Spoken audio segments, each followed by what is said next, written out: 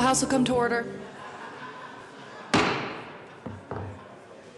This morning's pledge will be given by Jackie Jamie from Arupe Jesuit High School, Denver, Colorado. Jaime? So sorry, Jackie Jaime. Welcome. Please join me for the pledge. I pledge allegiance.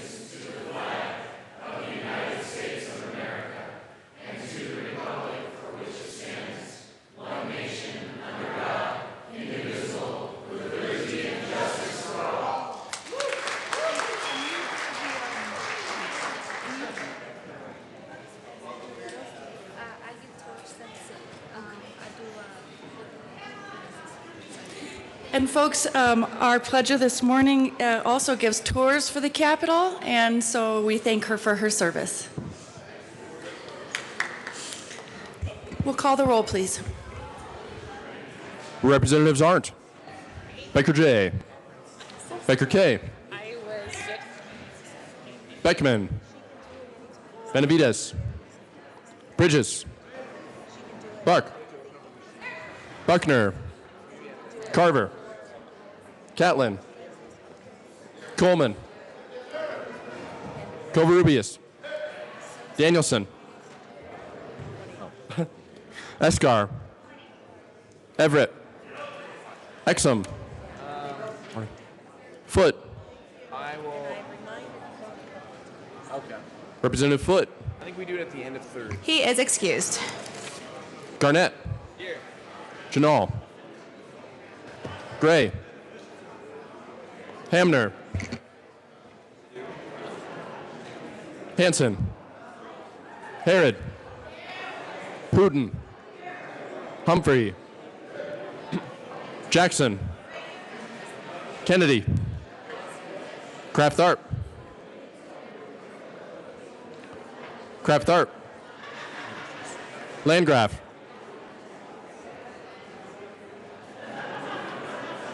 Thank you. Lawrence, Lawrence,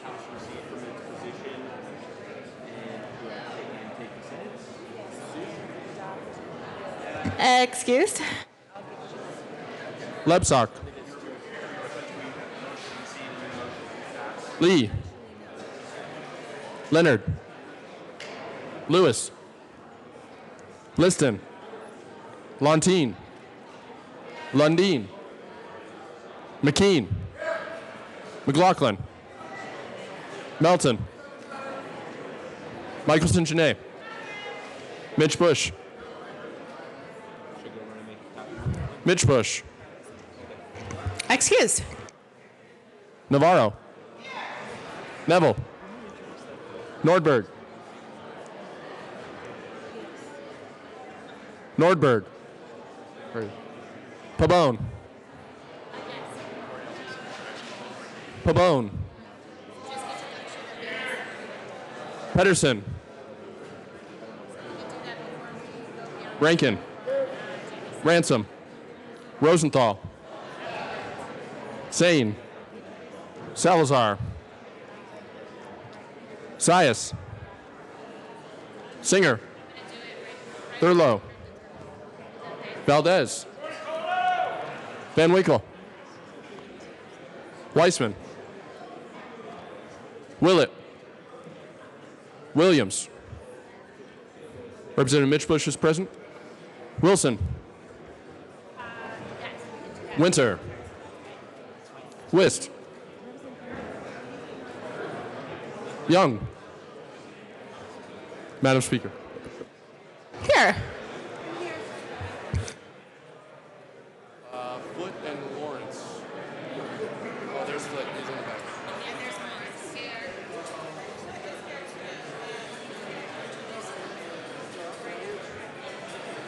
With 65 present and 0 excused, we have a quorum.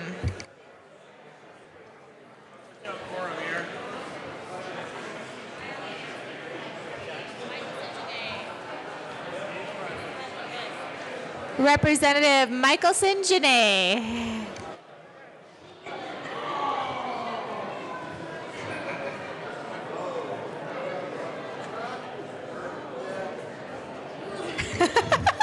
Representative Michelson Janae. I move that the reading of the Journal of Tuesday, April 25th, 2017 be dispensed with and approved as corrected by the Chief Clerk. All right. Members, you have heard the motion. All of those in favor signify by saying aye. Those opposed signify by saying no.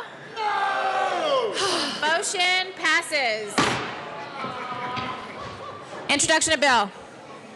House Bill 1359 by Representative Young concerning positions in the Department of Education that are exempt from the state personnel system.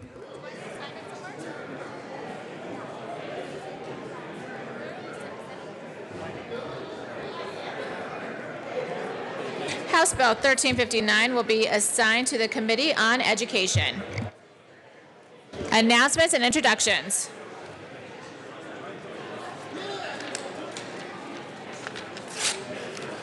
Announcements and introductions. Representative Pedersen. Thank you, Madam Speaker. Members on the Education Committee, a couple updates. Let me get to our calendar here. Members, we have announcements and introductions. Representative Pedersen. The bill that was just assigned, 1359, will be heard in education today first. And we are also taking off the bill, laying over the bill with Representative Bridges, and I don't have the number yet here. So let me know if you have any questions. Thank you. Representative Buckner. Thank you, Madam Speaker. I have a special young lady here with me today. Her name is Emma Davis. She's 13 years old, and she is homeschooled, and she's already volunteering for ACLU and very active in her community. Emma, could you stand up so we could recognize you? Welcome to the Capitol. Thank you for joining us. Emma lives in Aurora, and she's in Representative Melton's House District, but I've gotten to know her because of visits here to the Capitol. And one of these days, I am going to predict she's going to be a state representative. Thank you. Further announcements or introductions? Representative Mitch Bush. I couldn't even hear you. Was that me? Hold on. Members, it is very, very loud out there. I can barely hear Representative Mitch Bush, who's speaking next on announcements and introductions. Thank you, Madam Speaker. It's an honor to serve with you. It is an honor and pleasure to serve with you, my friend. Transportation energy, folks, please listen up. Today is, of course, Wednesday, and we have transportation energy at 1:30. What we do not have on our agenda at 1:30 is Senate Bill 14. We do not have Senate Bill 14. It has been laid over at the request of the sponsor. But what we do have are Senate Bills 270, 286, and House Bill 1339. See you then. Further announcements or introductions? Representative Winter and Representative Escar, Representative Lawrence, and Representative Landgraf, and Representative Herod. You little short. Members, it is very loud out there. Who do you want to start? Who would like to speak first? Representative Winter. Thank you, Madam Speaker. Members, I hope you are all having a lovely day in your comfortable jeans. Thank you for everyone that has participated. And even if you forgot, we're hoping you're willing to participate with a donation. Today is Wear Jeans Day to bring awareness to sexual violence. And nearly 1 in 3 Coloradans have experienced a sexually violent crime. And today is about bringing awareness to that and making sure we're changing the culture. Representative Lawrence. Thank you, Madam Speaker. For those of you who are new and who aren't aware of the story behind Denim Day, I'm going to read you the story. In 1992, in a small town outside of Naples, Italy, a young woman accused her 45-year-old driving instructor of brutally raping her during a driving lesson. He was sentenced to 34 months in prison before the case made its way to the Italian High Court. There, the sentence was overturned based on the justice's belief that since the victim wore tight jeans genes that were not easily removed, she must have helped her rapist remove them, thus consenting and eliminating the possibility of sexual assault. In a statement made by the chief judge, he argued, because the victim wore very, very, very tight jeans, she had to help him remove them. And by removing the jeans, it was no longer rape, but consensual sex. Enraged by the verdict, within a matter of hours, the women in the Italian parliament launched into immediate action and protested by wearing jeans on the steps of the Italian parliament building. Immediately, this image spread, and in Sacramento, California, members of the California Senate and Assembly followed suit by wearing jeans on the steps of the Capitol. This was the beginning of what has now become a worldwide event and movement to wear jeans as a visible means of protest against misconceptions that surround sexual assault. On Colorado Denim Day, April 26, 2017, state agencies, businesses, and other groups throughout Colorado are asked to allow their employees to pay $5 in exchange for wearing jeans on Denim Day. Funds donated by employees will directly support CCASA's advocacy work to ensure that survivors of sexual violence are supported, perpetrators held accountable, and that we're all engaged in bringing an end to sexual violence in our communities. CCASA is the leader at the statewide level, serving as the collective voice of sexual assault victims and service providers in public policy initiatives, education and training, and collaborative efforts to improve the response to sexual assault in every community. Representative Herod. Thank you, Madam Speaker.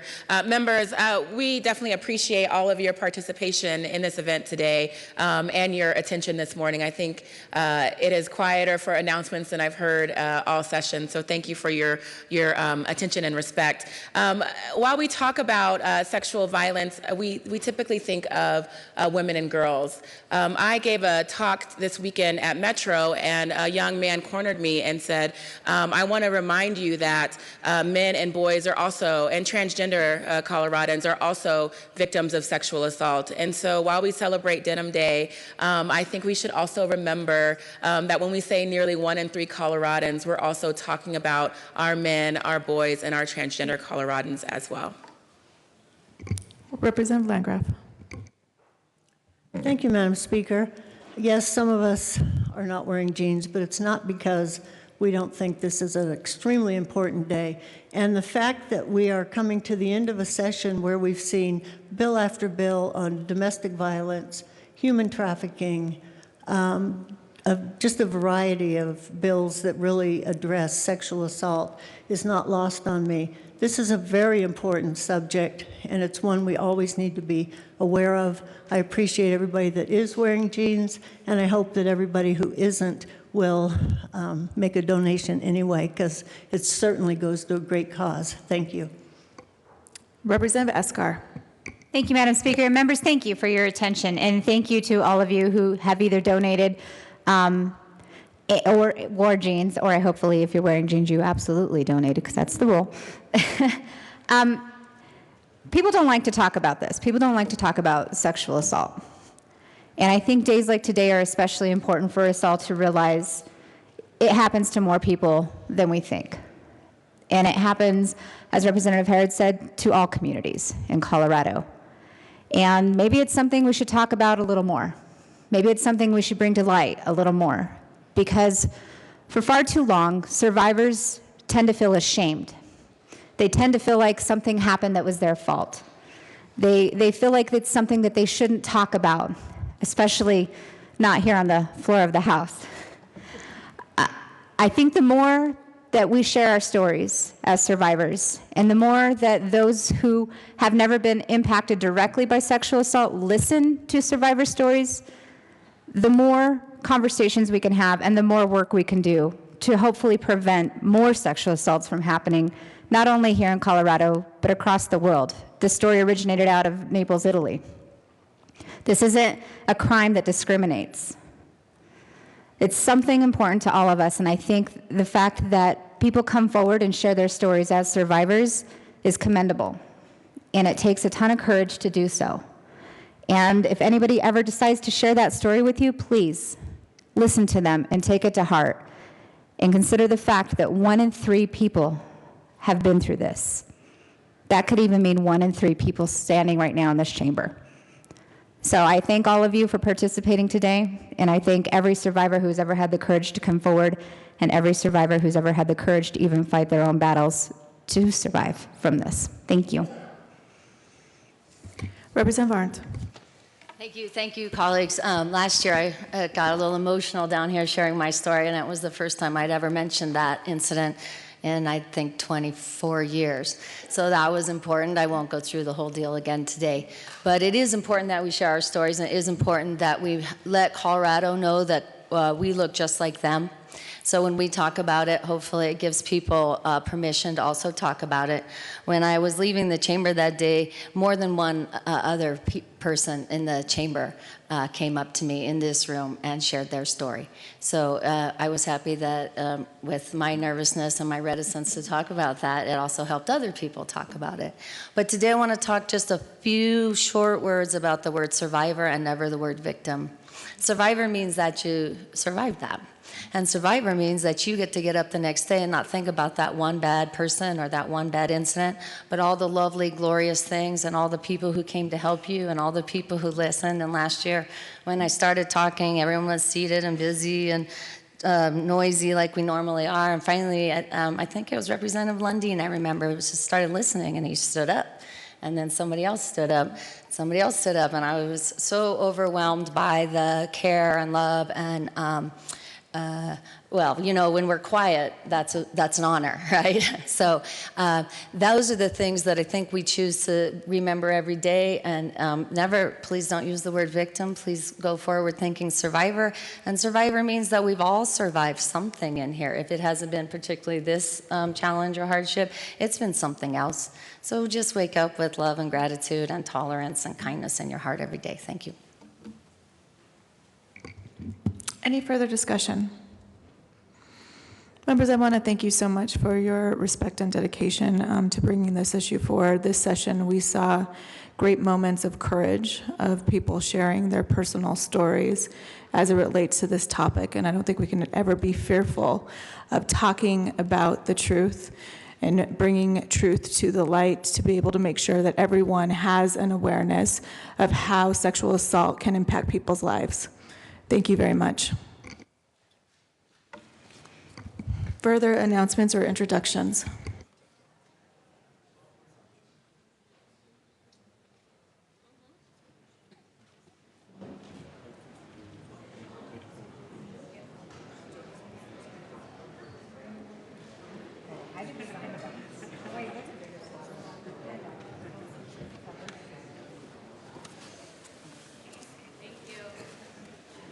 Further announcements or introductions? Representative Landgraf.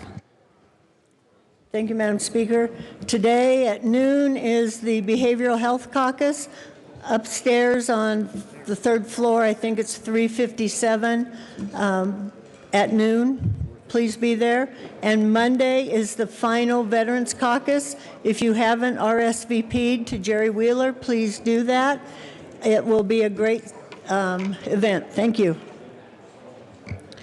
Further announcements or introductions? Seeing no further announcements or introductions, the next order of business is 3rd reading of bills. Mr. Randall, please read the title of House Bill 1320. House Bill 1320 by Representative Michelson, Janelle, Senator Corman, and Finberg, concerning lowering the age of consent for minors seeking outpatient psychotherapy. Madam Majority Leader Becker. Thank you, Madam Speaker. I move for the passage of House Bill 1320 on 3rd reading and final passage. The question before us is a passage of House Bill 1320 on 3rd reading and final passage. Seeing no discussion, Mr. Randall, please open the machine, and members, please proceed to vote.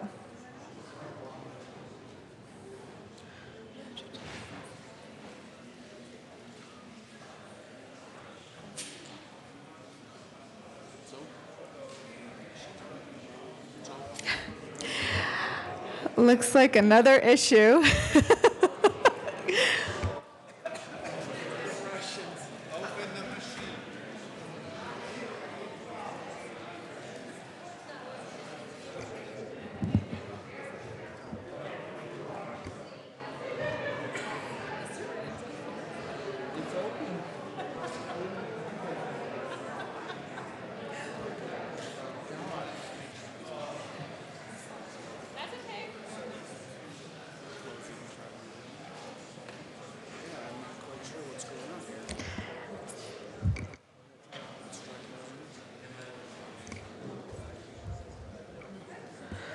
No problem at all. Technology can bring technical difficulties.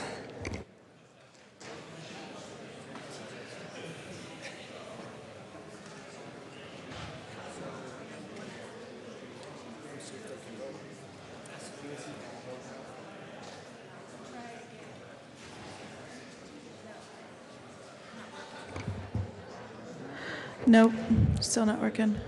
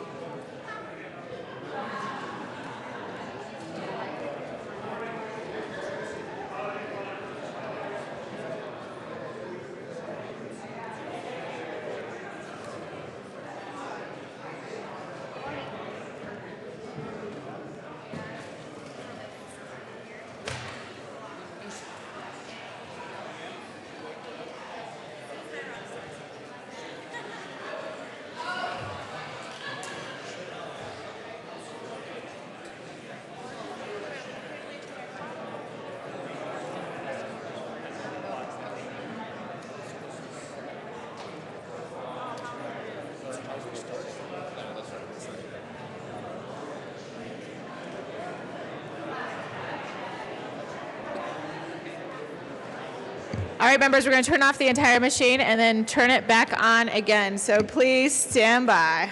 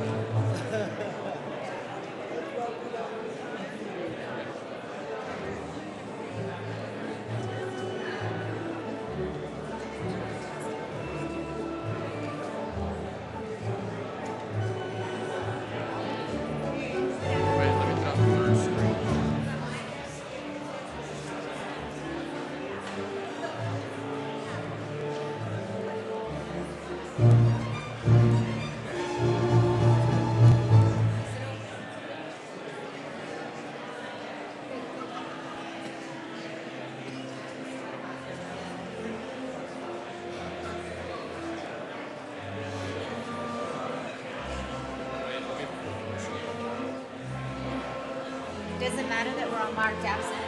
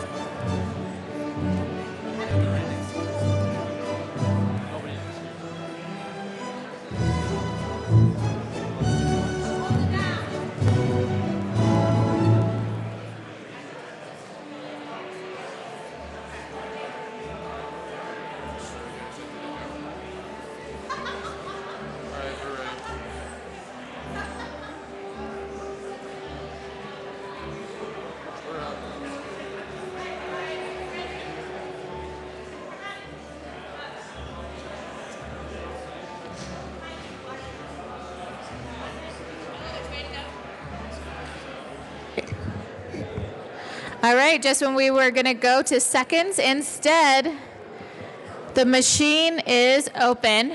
There is a motion on the table to go forward with House Bill 1320. The machine is open. Members, please proceed to vote.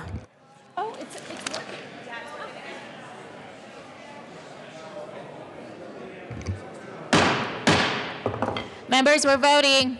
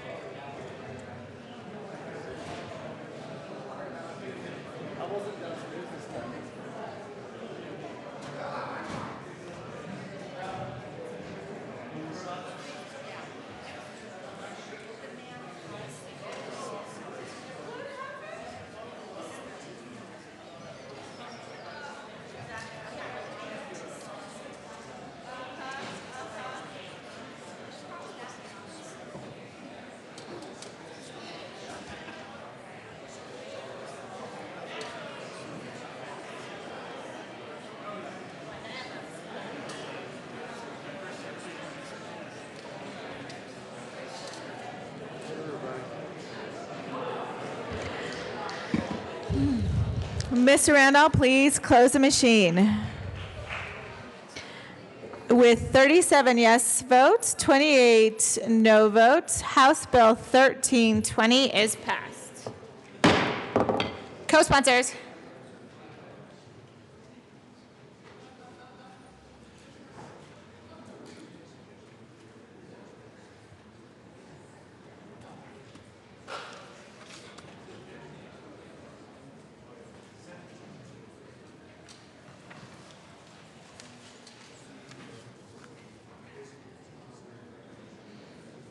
Please close the machine. Mr. Randall, please read the title of House Bill 1276.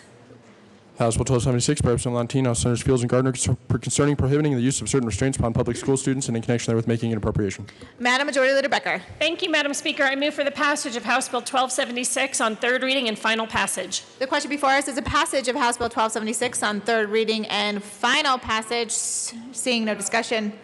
Mr. Randall, please open the machine, and members, please proceed to vote.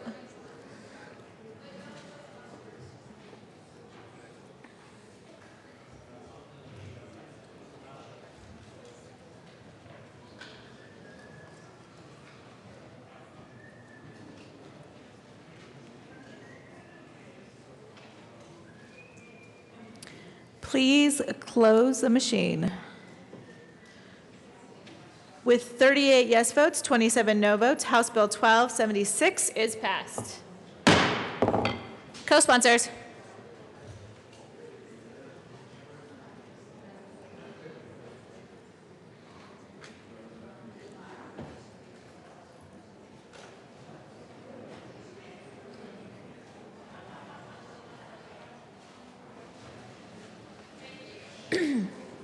Co-sponsors.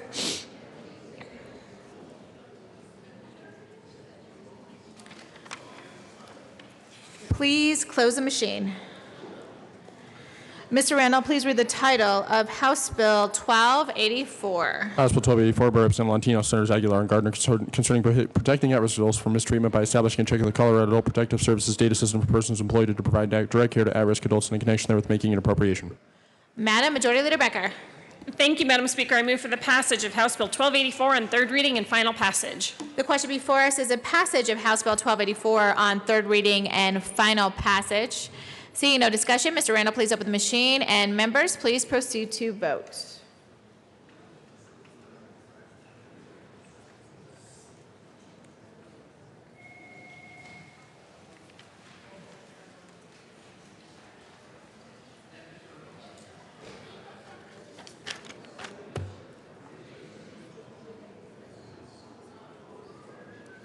Please close the machine. With 43 yes votes, 22 no votes, House Bill 1284 is passed. Co-sponsors.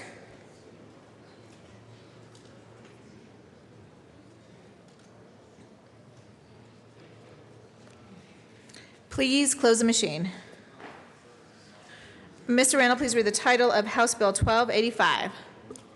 House Bill 1285 by Representative Mitch Bush and Lawrence, also Senators Cook and John, concerning the financing of the Water Pollution Control Program and in connection therewith making and reducing appropriations. Madam Majority Leader Becker. Thank you, Madam Speaker. I move for the passage of House Bill 1285 on third reading and final passage. The question before us is a passage of House Bill 1285 on third reading and final passage. Seeing no discussion, Mr. Randall, please open the machine, and members, please proceed to vote.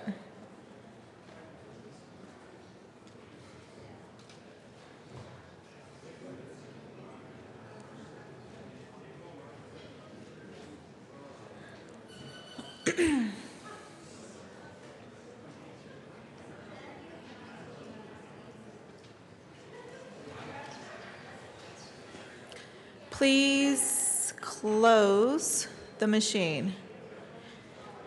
With 55 yes votes, 10 no votes, House Bill 1285 is passed.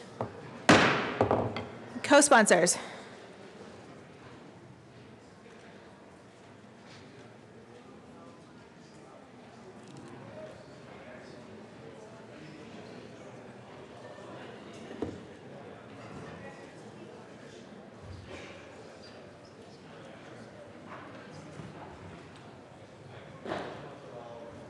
Please close the machine. Mr. Randall, please read the title of House Bill 1296. House Bill 1296 by Representatives Nordberg and Kraft Harp, also Senators Smallwood and John, concerning the assignment of state-owned motor vehicles and in connection therewith making an appropriation. Madam Majority Leader Becker. Thank you, Madam Speaker. I move for the passage of House Bill 1296 on third reading and final passage. The question before us is a passage of House Bill 1296 on third reading and final passage. Seeing no discussion, Mr. Randall, please open the machine, and members, please proceed to vote.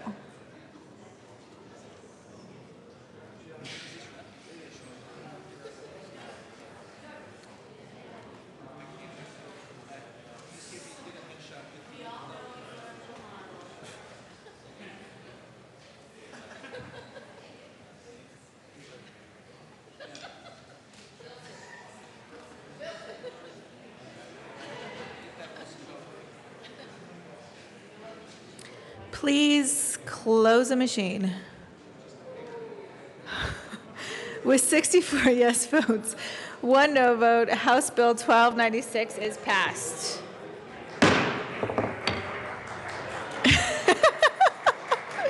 Co-sponsors.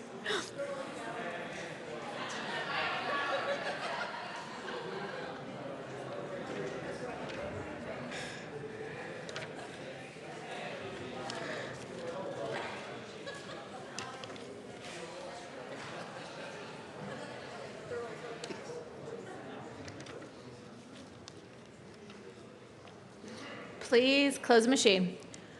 Mr. Randall, please read the title of House Bill 1306. House Bill 1306 by Representatives McLaughlin and Exum, also Senator Quorum, concerning the financing and testing for lead in public schools drinking water in connection therewith making an appropriation. Madam Majority Leader Becker. Thank you, Madam Speaker. I move for the passage of House Bill 1306 on third reading and final passage. Question before us is a passage of House Bill 1306 on third reading and final passage. Seeing no discussion, Mr. Randall, please open the machine, and members, please proceed to vote.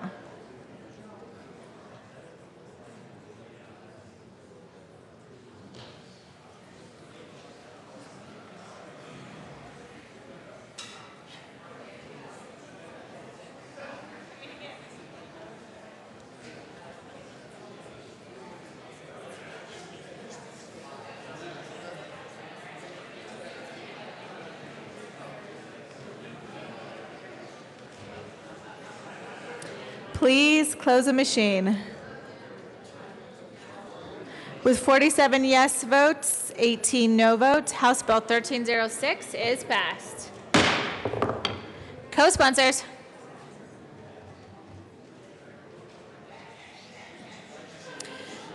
Co-sponsors for safe drinking water.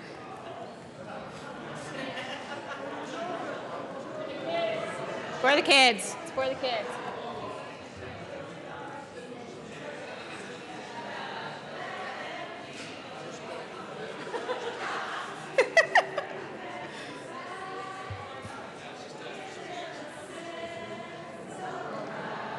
I love it.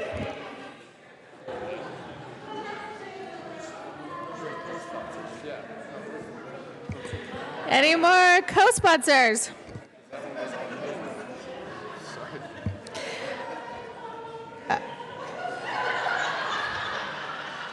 Please close the machine.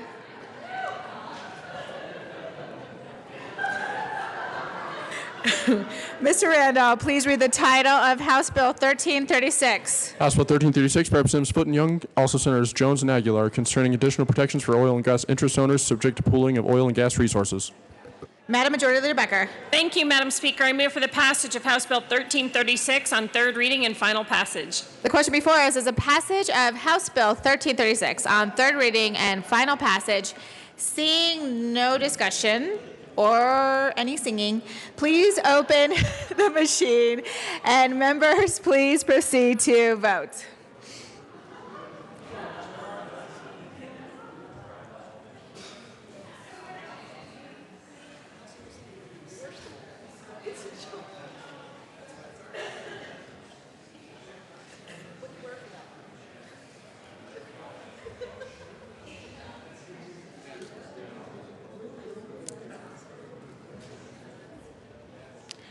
Please close the machine. With 36 yes votes, 29 no votes, House Bill 1336 is passed. Co-sponsors.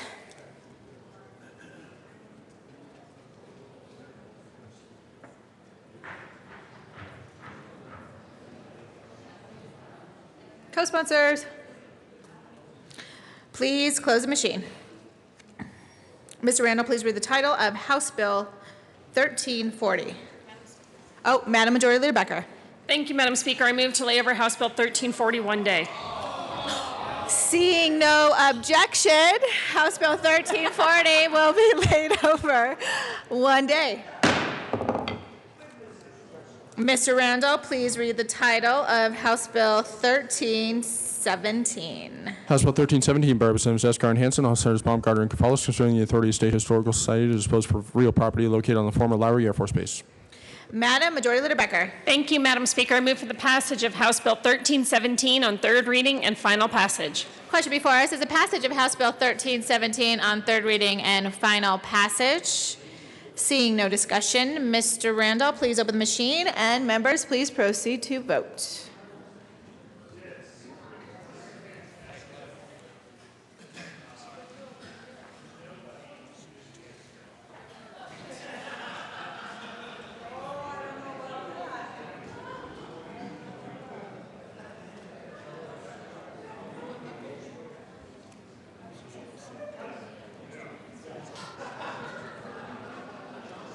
Please close the machine. With 55 yes votes, 10 no votes, House Bill 1317 is passed. Co-sponsors.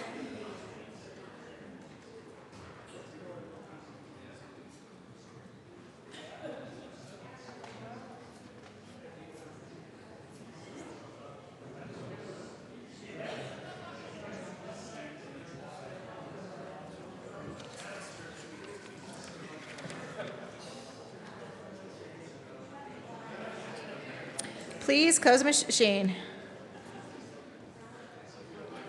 Mr. Randall, please read the title of House Bill 1302. House Bill 1302 by Representatives Lee and Willett, also Senators Gardner and Fields, concerning matters related to sexually explicit images of a juvenile and in connection therewith requiring a post-enactment review of the implementation of this act. Madam Majority Leader Becker. Thank you, Madam Speaker. I move for the passage of House Bill 1302 on third reading and final passage. Question before us is the passage of House Bill 1302 on third reading and final passage. Representative Lee. Colleagues, I am embarrassed, but Representative Willett and I ask permission for a third reading amendment. Would you like to tell us why? It's a minor change this is for the sexting bill to go from image to images. We thought we had that in the draft, and actually we had expected to offer this as an amendment to the committee report, but mea culpa, we did not do that. So we are offering it today. So we request respectfully your permission to offer it. Representative Willett. Thank you, Madam Chair. Yes, basically a scrivener's error and a technical change. And to my colleague's credit, this may be the first time in 7 years he's ever had to do this. All right, well, the question before us is a request for permission for a third reading amendment. Mr. Randall, please open the machine, and members, please proceed to vote. So some of them are saying no. Oh, yeah. There's a group of us back there that know pretty regularly on these. Can't do that. I'm breaking my own rule. This is for the request for permission. Which, Representative Lee and Representative Willett, we need your vote.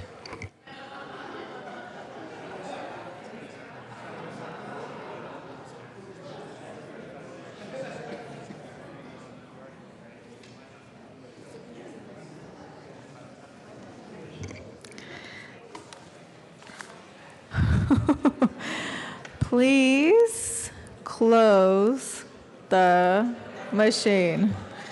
With 65 yes votes, 0 no votes, the request for permission for a third reading amendment is granted.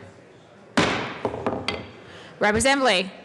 Thank you. I move Amendment L013 to House Bill 1302. Okay. That is properly moved. Seeing no further discussion, Mr. Randall, please open the machine, and members, please proceed to vote.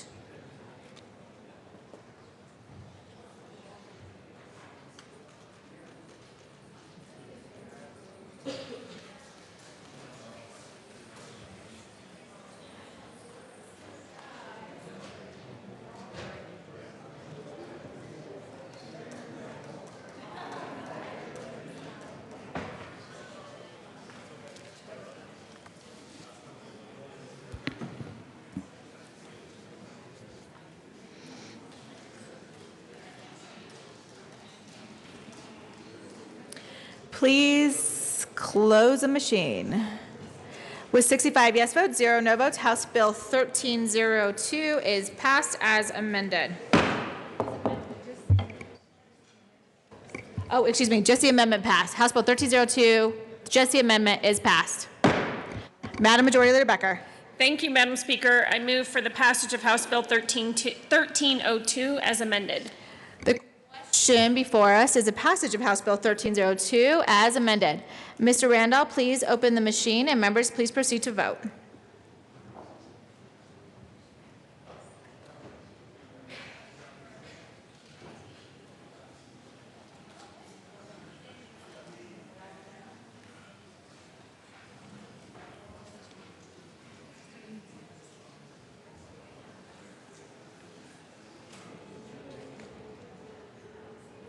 Third reading and final passage. The question before us is a passage of House Bill 1331 on third reading and final passage.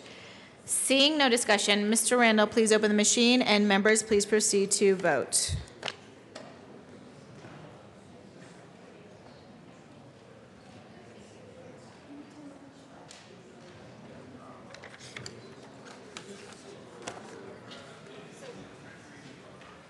Madam Speaker, we're going to go beyond the scope.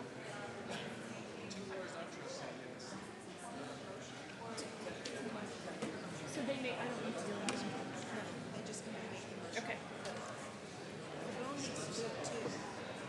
And we'll vote, yeah.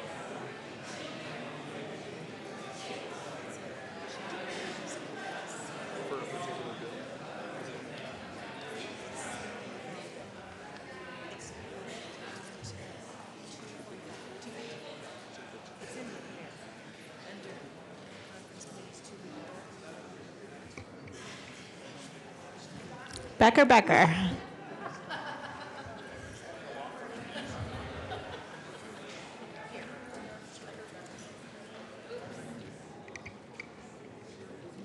Please close the machine.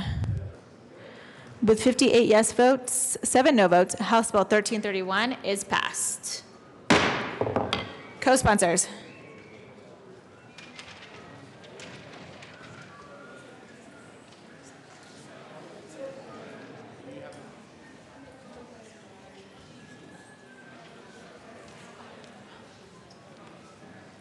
Please close the machine. That brings us to the end of our third reading calendar. Representative Hamner. Thank you, Madam Speaker, and good morning, colleagues. Quick announcement, and then I have a motion.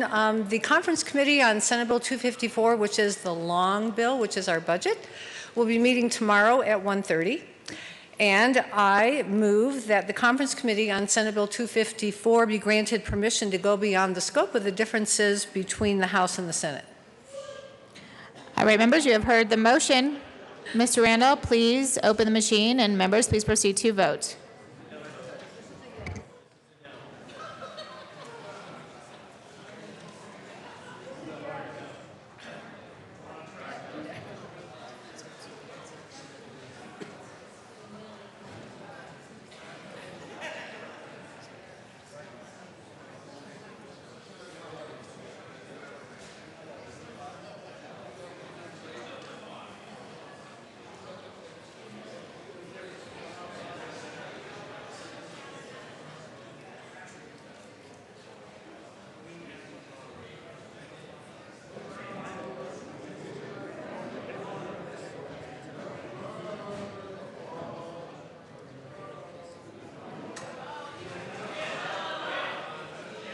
Representative Pabode.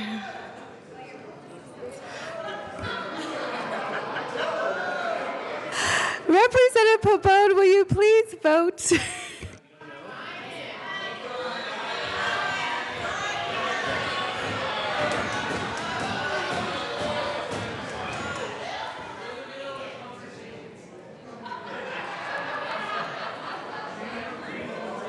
It's fine. We'll just all wait for Representative Pabode to finish his conversation. With that, Mr. Randall, please close the machine. 39 yes votes, 26 no votes. The motion to go beyond the scope in conference committee to the long bill is granted.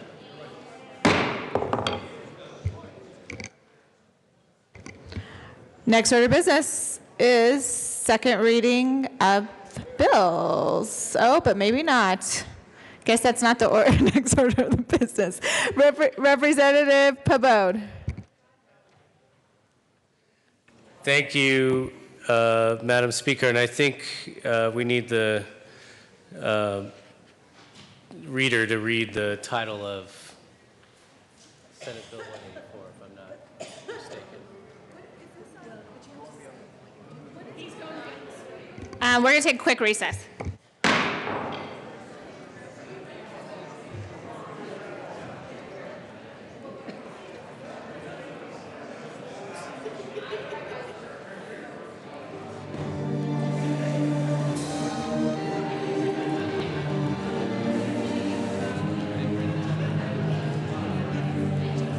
The House will come back to order. Message has been delivered to the Speaker of what's going on. Representative Pabode. Mr. Randall, please read. No? Okay. Representative Pabode. Thank you, Madam Speaker. Madam Speaker, I request permission to go beyond the scope of the conference, or request permission to go beyond the scope for purposes of the Conference Committee on Senate Bill 184. All right, members, you have heard the request. Mr. Randall, please open the machine, and members, please. Oh, Representative Pabode. Thank you, Madam Speaker. And the reason that we're asking to go beyond the scope is that my Senate co-prime sponsor, Senator Gardner, requested this permission, and out of respect for that request, we're asking permission to go beyond the scope from the body for this purpose. All right, members, you have heard the motion. Mr. Randall, please open the machine, and members, please proceed to vote.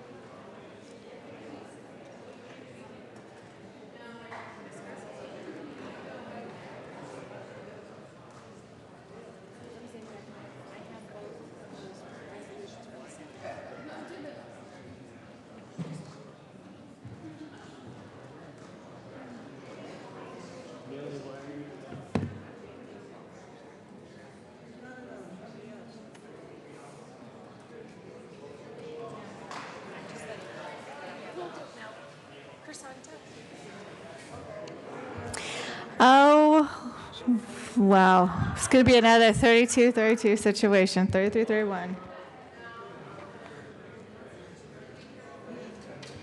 Please close the machine, Mr. Randall. With 33 yes votes, 32 no votes, the motion to go beyond the scope on Senate Bill 184 is granted.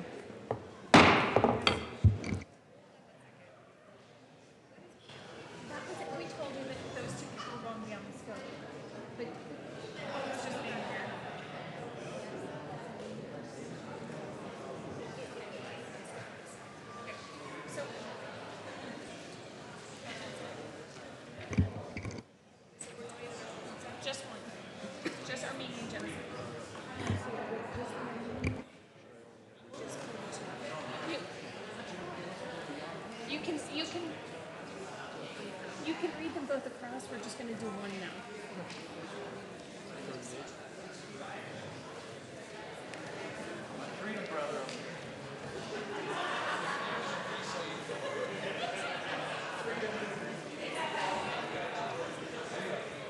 Message from the Senate. Madam Speaker, the Senate has adopted and transmits herewith Senate Joint Resolution 42 and Senate Joint Resolution 38. Introduction of resolution. Senate Joint Resolution 38 by Senator Tate, House Representatives Carver and Janal, concerning the designation of May 2017 as Motorcycle Safety Awareness Month. Senate Joint Resolution 42 by Senators Martinez, Humanic, and Fields, also Representatives Rosenthal and Wiss, concerning the Colorado Day of Remembrance of the Armenian Genocide on April 26, 2017. Madam Majority Leader Becker. Thank you, Madam Speaker. I move to proceed out of order for the immediate consideration of Senate Joint Resolution 42.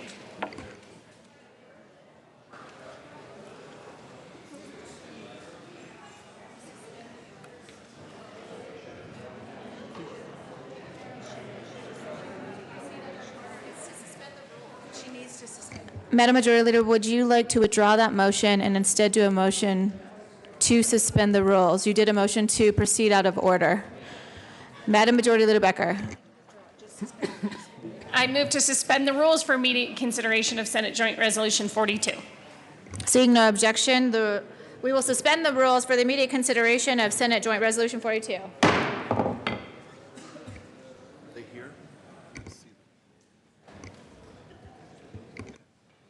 All right. Representative Rosenthal. Thank you, Madam Speaker. I don't know if our guests have arrived from the Senate, but I'm sure they will be shortly. So, Madam Speaker, I move Senate Joint Resolution 17-42 and ask that it be read in part.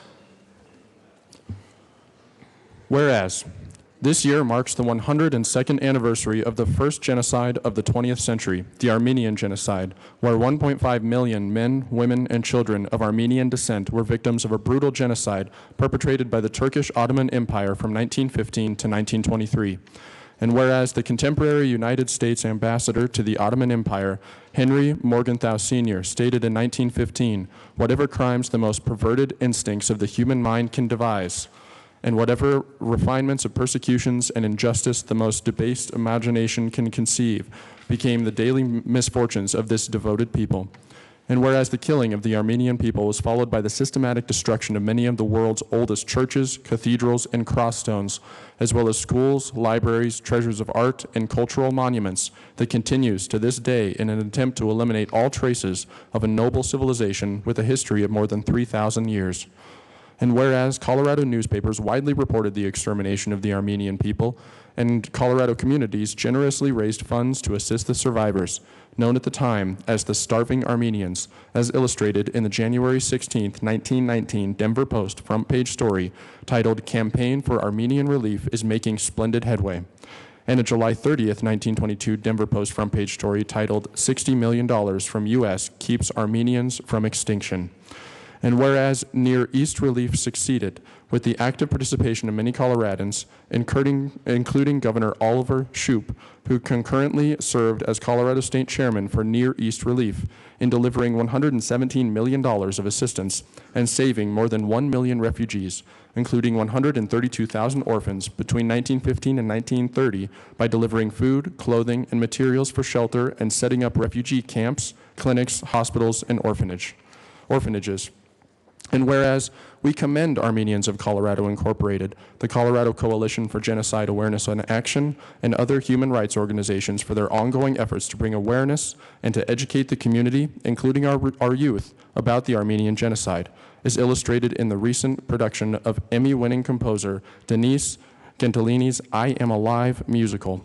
Now, therefore, be it resolved by the Senate of the 71st General Assembly of the State of Colorado, the House of Representatives concurring herein, that we pause in our deliberations to commemorate the 102nd anniversary of the Armenian Genocide, which was formally recognized at a memorial service at 1:30 p.m. on Sunday, April 23, 2017, at the Armenian Garden, established in 1982 in the Northeast Quadrant on the State Capitol grounds with a memorial plaque, and renovated and renewed in 2015 with the addition of the Khachkar Memorial, a replica of a destroyed medieval Armenian headstone, and that we express support for efforts toward constructive and durable relations between the country of Armenia, the homeland for the Armenian people, and its neighbors, based upon acknowledgement of the facts and ongoing consequences of the Armenian genocide, and a fair, just, and comprehensive international resolution of this crime against humanity. Assistant Minority Leader West. Thank you, Madam Speaker. Members, please be seated.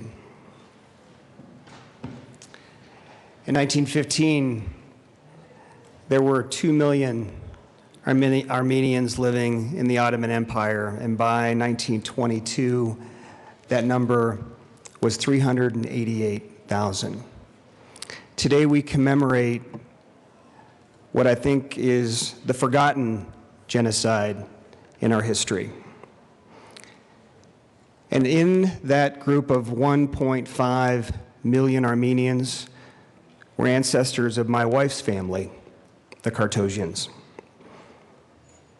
The horrors, deportations, starvation, concentration camps, rape, unspeakable violence included such horrors as 80,000 Armenians in 90 villages being burned in haylofts and stables. Children loaded into boats, taken out to sea and thrown overboard. Use of poison and toxic gas. It's unimaginable that things like this happened.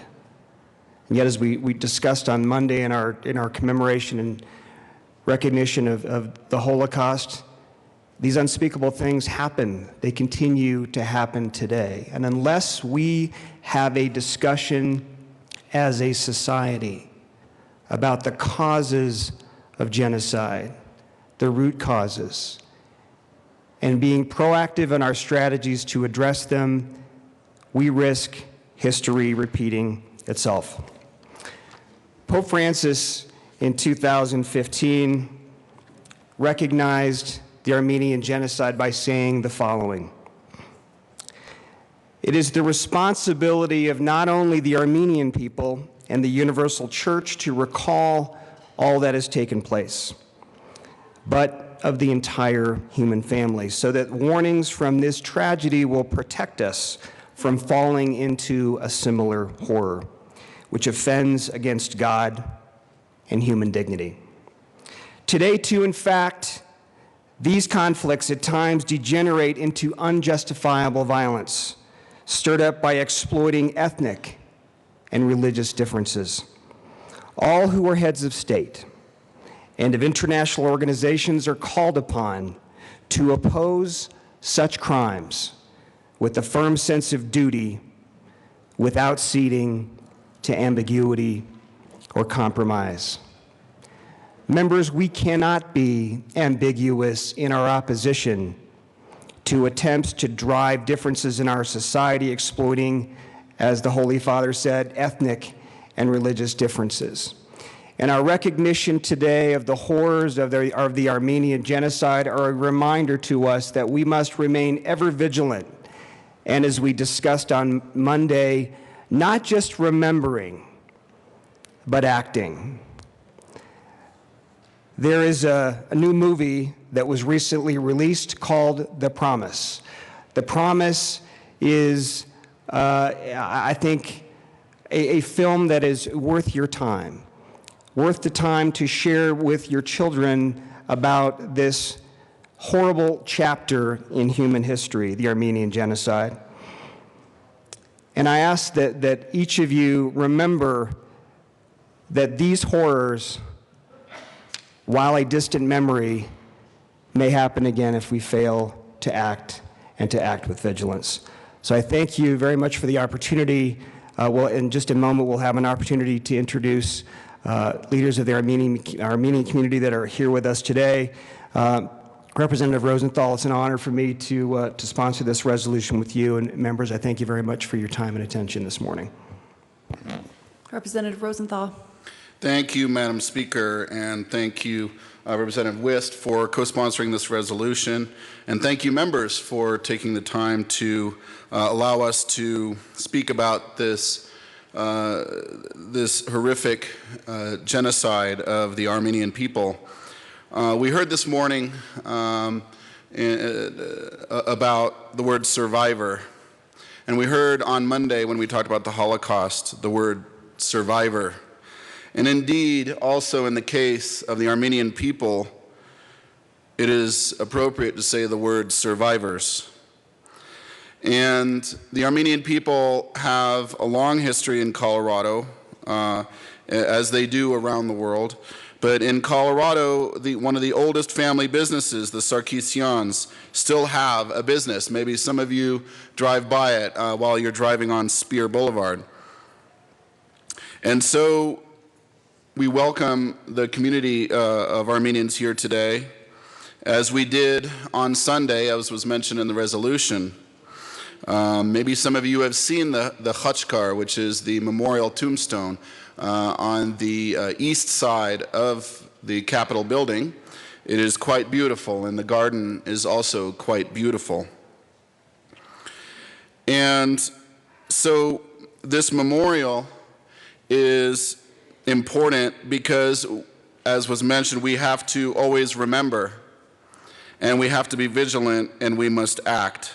And we must act because otherwise we'll either forget or going to allow others to make us forget. So, for example, if you look at Turkey today, with the rise of authoritarianism both there and in the region, and with Turkey emerging after a failed coup attempt last year, its leadership having arrested thousands of journalists, judges, professors, almost all of whom are absolutely 100% innocent. And if you silence the intelligentsia, you silence the people who could actually do something against your government, it's easier to control a population, and that's what Turkey is doing today. In fact, even just today I saw a tweet on this from a reporter. They're arresting several thousand police. And then they noticed, like, oh wow, actually some of them are already in prison, so guess we can't arrest them twice. But part of that silence is arresting the intelligentsia, and part of it is having an environment of fear that you can't speak, or if you speak, it has to be in hushed tones. So a couple years ago, I was in Turkey. I actually had a good time when I was there, but I had a sort of a stark reminder of that issue. I was in a bar and watching the Eurovision, which is sort of like American Idol for Europe. Every country nominates one person to represent their country in a musical contest. And the Armenian performers were on television. And I said to the person next to me, you do know who they are, right? And the person just shrugged and really didn't care or didn't really know. I said, well, they're Armenians. And I said, do you know what it's about? And the person looked at me like I was from Mars. And I said, well, it's about the Armenian genocide. And then they really looked at me like I was from Mars. Obviously, it's not something they're taught about, and if they're taught about it, it's distorted. So you have an entire country that can't even speak about it, so if you don't speak about it, how do you deal with it? How do you deal with the past, the shameful past? In this chamber, we deal with our shameful past, about the Native Americans and other incidents, the internment of the Japanese that we're not proud of. But at least we talk about it, and we do something about it. But in Turkey, there is no discussion, and there is no doing, which makes it even more important why we have this resolution every year. So I had also a chance when I was on that tour. I also visited Armenia and Georgia. When I was in Armenia, I noticed I wasn't just there as a tourist. I had the wonderful opportunity of meeting people who are friends and family of the Armenian community here, so I felt like I was part of the family. And I think that, members, if I leave one thing for you here today is, it's one thing for part of the Armenian people to be torn out in a genocide. It's another thing to say that it's part of their family. Because these were their family who were snuffed out so mercilessly. So let's embrace this community. Let's embrace the Armenian people. Let's embrace the Coloradans of Armenian descent as our family here in the State House and the Capitol and in our state. Thank you, Madam Speaker. Seeing no further discussion, the question before us is the adoption of Senate Joint Resolution 42. All those in favor say aye. Aye. Aye. All those opposed say no. Senate Joint Resolution 42 is adopted. Representative Wist. Thank you, Madam Speaker. Pro Tem, I ask that today's roll call be added as co-sponsors. Seeing no objection, today's roll call will be added as co-sponsors. Representative Wist. Thank you, Madam Speaker Pro Tem. It's my honor to introduce you to some leaders of our Armenian community who are with us today.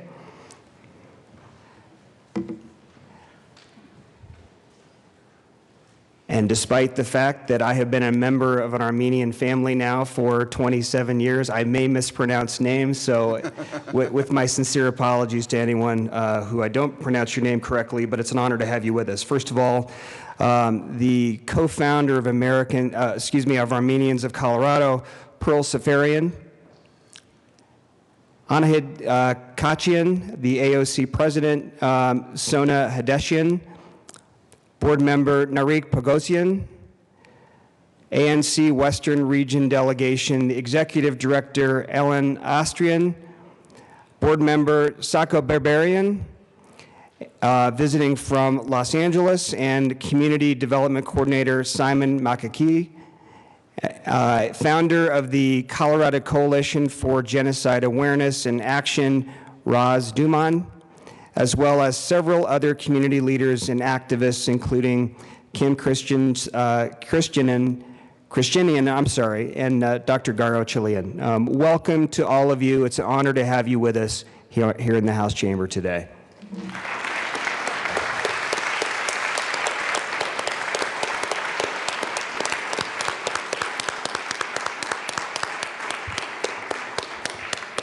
Thank you so much for joining us in the chamber today, honored guests, and for your contributions to genocide awareness, the Armenian community and our community overall.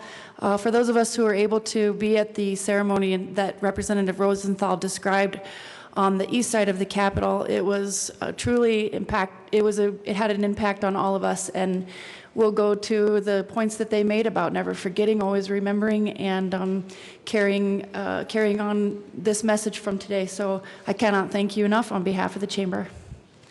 Thank you.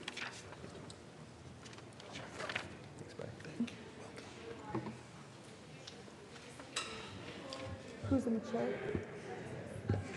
Representative Wist.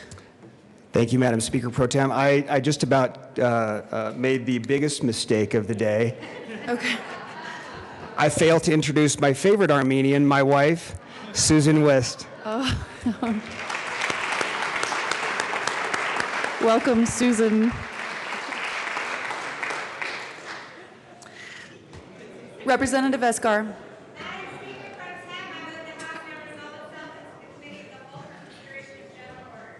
You have heard the motion. The House will now resolve itself to the Committee of the Whole for consideration of general orders.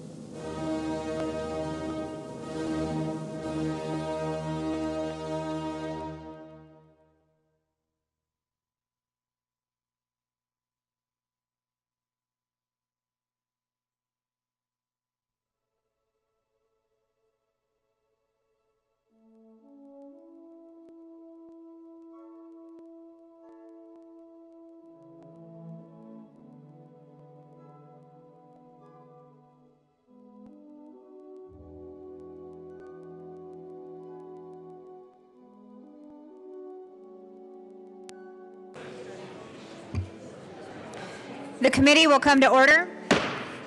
With your unanimous consent, the bills will be read by title unless there is a request for reading a bill at length.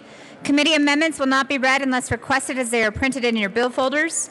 Floor amendments will be shown on the screen and your iPads and not read unless requested. Bills will be laid over upon motion of the majority leader, and the coat rule is relaxed. Mr. Randall. Madam Majority Leader. Thank you, Madam Chair. I move to lay over House Bill 1268 and House Bill 1322 one day. Are there any objections? Seeing none, House Bill 1268 will be laid over at the request of the Majority Leader. Madam Majority Leader. Thank you, Madam Chair. I move to lay over House Bill 1139 and 1275 and 1248 till the end of the second reading calendar. You have heard the motion. Seeing no objections. I got lost on numbers. Hold on. I got a procedure.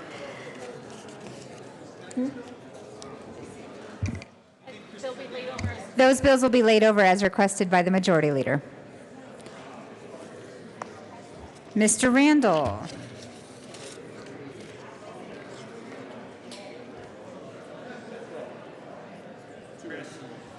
(218) Mr. Randall, please read the title to Senate Bill 218.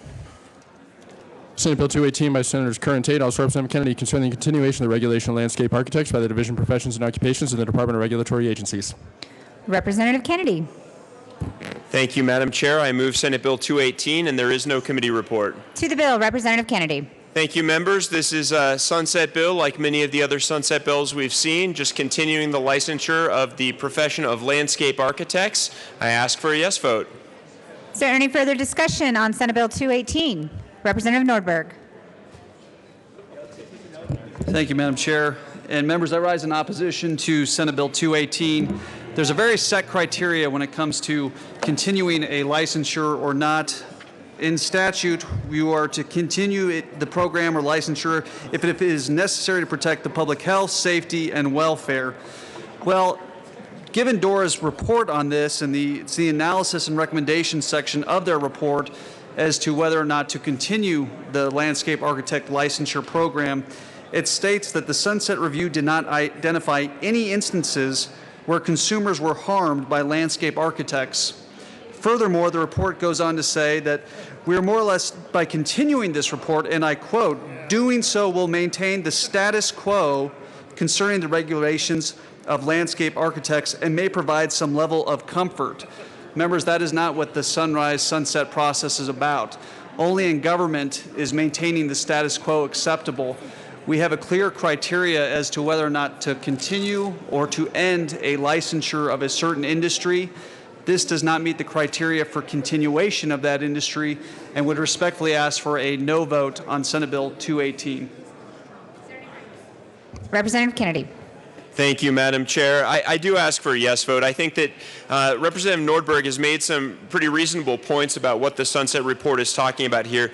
Nonetheless, if you look at it, DORA did recommend continuing the licensure of this profession, not only because landscape architects do play an important role when it comes to things we rely on, like making sure the sites of large buildings have good drainage, good grading, such that there are no trip hazards, such that we don't have water damage that causes major liability issues on their properties. Furthermore, DORA points out that the licensure of this profession has created an environment where local governments have come to rely on the standards prescribed and knowing that they're hiring a qualified landscape architect. I do ask for your support. Representative Leonard. Thank you, Madam Chair. I also rise in opposition to the continuation of licensing for landscape architects.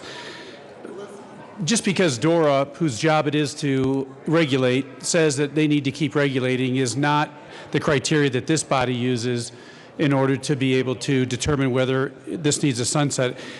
Even this bill here has a safety clause in it, as if extending this regulation and licensing of landscape architects is somehow related to the general safety and welfare to Coloradans. That's not the case. I think the way we are able to get our arms around limited government is by being able to stop these perpetual sunsets, especially on an industry that is professional.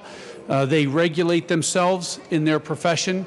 It doesn't take DORA to license them and to regulate them in order to give consumers a good product. I've hired many landscape architects. They're all very professional. They don't need to be regulated by the state in order to do their job well. Their customers are also sophisticated and know how to regulate them within a free market, and it doesn't need the burden of government in order to have them perform their job well. So this does need to sunset, and I'm therefore opposed to this bill. Thank you.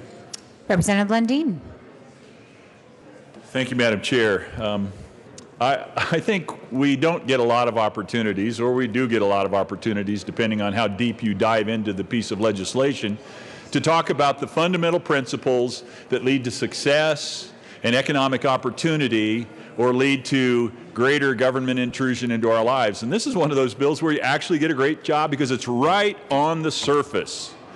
We've got something very simple, the opportunity for somebody to hang out a shingle, to say, I would like to get in business and do this in a way that competes in a marketplace controlled by individuals who may choose to use your services or may choose to not use your services. With the advent of things like Yelp and all of the information sharing we have in the economy today, it's really easy to understand whether somebody's going to provide you a high quality service or not. We don't need a license in order to do that, because at the end of the day, the license may not be as helpful to understanding the value of the services provided and the competency of the person providing the services as something like Yelp. So I think we should lean into what's happening in reality in the economy of America today, where information is increasingly visible, where the pricing mechanisms that help us understand whether something's priced properly or not drive the decisions as to who we engage with and who we do business with, as opposed to some sort of a box created by government which may or may not be helpful to understanding whether or not the individual is going to provide a high quality service. So the reality is the sun sets every day, the sun rises the next morning, and it's a good part of our lives. We need to let the sun set on this license, which actually brings very little, if any, discernible value to the conversation and the lives of the people of Colorado. I urge your opposition. Is there any further discussion on Senate Bill 218? Seeing none, the question before us is the passage of Senate Bill 218. All those in favor, please say aye. Aye. Opposed, no. Senate Bill 218 passes. Mr. Randall, please read the title of Senate Bill 221. Senate Bill 221 by Senator Courthouse Representative Melton concerning the continuation of the Court Security Cash Fund Commission. Representative Melton. Thank you, Madam Chair. I move Senate Bill 221 and the Finance Committee report. To the Finance Committee report. Thank you, Madam Chair. So in Finance, we added on a 10-year sunset. It's actually unnecessary because this program has already been going on for quite a number of years, and to have to come back to legislature is just going to be more burdensome. So with that, members, I would ask for a no vote on the Finance Committee report. Is there any further discussion on the Finance Committee report? Seeing none, the question before us is the passage of the Finance Committee report. All those in favor, please say aye. Opposed, no? No. The committee report fails. Thank you. To the bill, Representative Melton. Thank you, Madam Chair. And so what this bill does is it reauthorizes the Court Security Cash Fund Commission. This is an essential element to protecting public and courthouse employees. It's a partnership with the courts, the counties, and the sheriffs, and establishes, it's especially critical in rural communities who use the $2 million that are in this fund. With that, members, I would ask for an aye vote. Is there any further discussion on Senate Bill 221? Seeing none, the question before us is the passage of Senate Bill 221. All those in favor, please say aye. Aye. Opposed, no. The ayes have it. Senate Bill 221 passes. Mr. Randall, please read the title to Senate Bill 239. Senate Bill 239 by Senators Williams and Martinez-Dominic, also Representative Singer and Thurlow, concerning additional authority for the controller to allow non-monetary adjustments for information technology capital projects in certain circumstances. Representative Singer. Thank you, Madam Speaker. I move Senate Bill 239. Ask for an aye vote. Representative Thurlow. Thank you, Madam Chairman, and I also ask for an aye vote. It's a simple business process bill. Just allows IT projects to make non-monetary changes in their time frame. Vote yes. Is there any further discussion on Senate Bill 239? Seeing none, the question before us is the passage of Senate Bill 239. All those in favor, please say aye. Aye. Opposed, no. Senate Bill 239 passes. Mr. Randall, please read the title to Senate Bill 217. Senate Bill 217 by Senator Garcia, also Representative Michelson Janae, concerning the continuation of the Board of Commissions of Veterans Community Living Centers. Representative Michelson Janae. Thank you, Madam Chair. It's an honor to serve with you. It's an honor and a privilege to work with you. Thank you, members. Senate Bill 217 extends the Board of the Veterans Community Living Centers. It is a very good bill. Please vote yes. Go Veterans. Is there any further discussion on Senate Bill 217? Seeing none, the question before us is the adoption of Senate Bill 217. All those in favor, please say aye. Aye. Opposed, no. Enthusiastically, Senate Bill 217 passes. Thank you. Mr. Randall, please read the title to Senate Bill 219. Senate Bill 219 by Senators Garcia and Hill, also Representatives Lontine, concerning the continuation of the local advisory boards for Veterans Community Living Centers. Representative Lontine. Thank you, Madam Chair. I move Senate Bill 17219 and ask for an aye vote. Is there any further discussion on Senate Bill 219? Seeing none, the question before us is the passage of Senate Bill 219. All those in favor, please say aye. Aye. Opposed, no. Senate Bill 219 passes.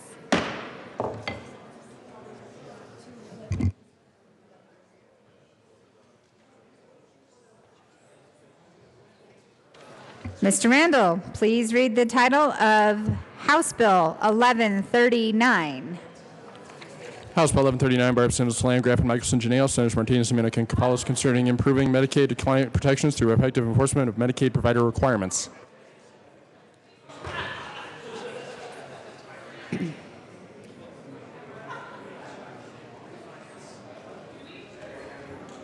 Majority Leader Becker. Thank you, Madam Chair. I move to lay over House Bill 1139 to the end of the second reading calendar. Seeing no objection, House Bill 1139 will be laid over until the end of the second reading calendar. Mr. Randall, please read the title of House Bill 1275. House Bill 1275 by Representative Winter, also Senator Priola, concerning additional measures to increase waste diversion.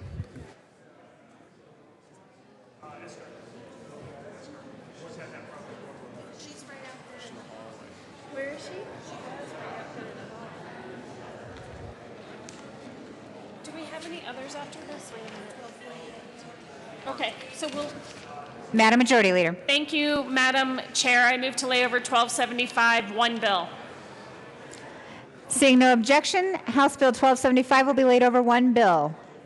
Mr. Randall, please read the title of House Bill 1248. House Bill 1248 by Representative Arnold, Senator Sonnenberg, concerning the funding of Colorado Water Conservation Board projects and in connection therewith making appropriations. Representative Arndt. Thank you, Madam Chair. This is the annual projects bill that continues the funding for the Colorado Water Conservation Board, and I urge an aye vote. Is there any further discussion on House Bill 1248? I also move House Bill. Thank you. Yes. Any further discussion on House Bill 1248? Representative Mitch Bush. Thank you, Madam Chair. This is the annual water projects bill. It is absolutely critical for rural Colorado and for urban and for suburban Colorado. I strongly urge an aye vote. Thank you. Any further discussion on House Bill 1248? Seeing none, the question before us is the passage of House Bill 1248. All those in favor, please say aye. Aye. Opposed, no. House Bill 1248 passes.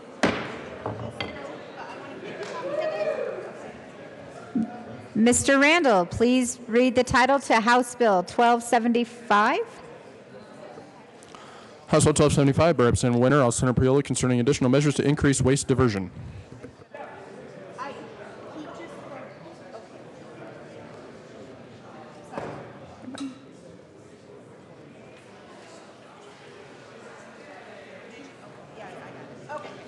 Representative, the good representative from Westminster, Representative Faith Winter. Thank you, Madam Chair. I move the Appropriations Report, the Transportation Committee Report, and House Bill 1275. To the Appropriations Report, Representative Winter.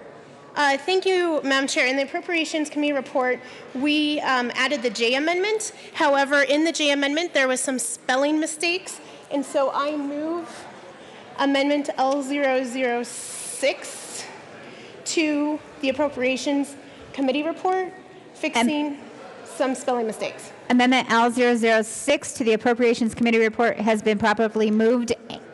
Did you move it? Yes. Has been properly moved and displayed. Representative Winter, any further discussion on the amendment? No. Members, any discussion on Amendment L006 to the Appropriations Report? Seeing none, the question before us is the Amendment L006. All those in favor, please say aye. Opposed, no. Amendment L006 to the Appropriation Report passes. To the Appropriation Report, Representative Winter. Thank you, Madam Chair. The Appropriations Report simply added the J amendment. This is no new funds. This is simply adding statutory authority to existing funds, and I urge an aye vote. Is there any further discussion on the Appropriations Committee report to House Bill 1275? Seeing none, the question before us is the passage of the Appropriations Committee report. All those in favor, please say aye. Aye. Opposed, no. Appropriation Committee report passes. To the Transportation and Energy report, Representative Winter. Thank you, Madam Chair. In Transportation and Energy, we added several amendments, which the most important pieces are making all of the data collection from counties voluntary. It also exempts small landfills, and I encourage an aye vote. Is there any further discussion on the Transportation and Committee report? Seeing none, the question before us is the passage of the Transportation and Committee report. All those in favor, please say aye. Aye. Opposed, no. Transportation Committee report passes. To the bill, Representative Winter. Thank you, Madam Chair. Before I go to the bill, I would like to offer Amendment L008 before we begin discussions. L008 to the bill. In committee... I'm sorry, Representative Winter, would you please move that amendment? I move L008. Amendment L008 has been moved and is properly displayed. Representative Winter. Thank you, Madam Chair. L008, in committee, it came up that many counties, especially our small counties, thought this bill was meant to try and get them to lose their landfills, gather together, and regionalize. So we are striking the language that mentions any regionalization because that was not the intention of this bill, and I encourage a yes vote on L008. Is there any further discussion on Amendment L008? Seeing none, the question before us is the passage of Amendment L008. All those in favor, please say aye. Aye. Opposed, no. Amendment L008 to House Bill 1275 passes. To the bill, Representative Winter. Thank you, Madam Chair. I bring this bill before you to try and increase our diversion rate in Colorado. Colorado's waste diversion numbers are a third of the waste diversion numbers for the rest of the country. I think we can do better. And when we're not doing better, we are throwing away $267 million in recyclable material every single year that could go back into the economy. The RREO Fund was created 8 years ago to help local communities in their efforts to establish and improve recycling services. When the fund was established, a very large stakeholder process came together, which included landfills, haulers, and local governments. At the time, we did not set aside any portion of the fund for measuring effectiveness. As the fund grows and grants continue to be distributed to local communities, it's important to start measuring our effectiveness on this. This is simply a way to encourage and incentivize data collection, give technical support to encourage data selection, and probably the most important part of the bill, allocate some money to the Office of Economic Development and International Trade to increase the market for post-recyclable materials to increase demand, and I encourage a yes vote. Is there any further discussion? Minority Leader Neville. Thank you, Madam Chair. I just had a quick question for the sponsor. Does this bill also apply to Civic Center Park following April 20th? Representative Winter, if you care to answer.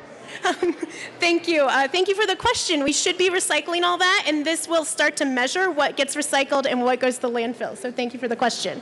Representative John Becker. Thank you, Madam Chair. And members, I ask for a no vote on this bill. In all the best intentions is what's happening inside of this bill. Even though we've got rid of regionalization now, there's already a pot of money that's sitting there that is to help these rural, in all landfills for that matter. But what this bill does is, even though they say it's voluntary for you to give the data, it gives preference for that money now if you provide the data. So those counties that don't provide the data actually get punished. Even though you call this voluntary, you get punished if you do not, because you do not have now a preference in the dollars.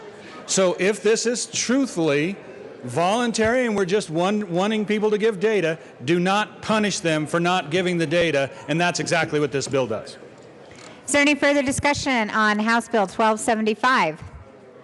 Representative Hansen. Thank you very much, Madam Chair. I wanted to share just a quick thought. We heard this bill in committee, and I really want to thank the sponsor for working tirelessly with the different stakeholders to make sure we were able to focus the bill in on the target, which is to really increase that diversion rate. Colorado is behind the rest of the country. We're behind the rest of the developed world when it comes to diversion rate. This is a gentle nudge to move us in that direction. I think it strikes the right balance, and I would urge your support of 1275.